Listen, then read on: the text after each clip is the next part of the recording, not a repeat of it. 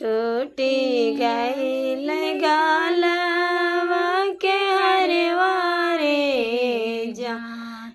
जान गालवा के हरवा रे जान सासु बोले बोलिया को बोलिया रे जान ननद मारे बाढ़नी से मरवा रे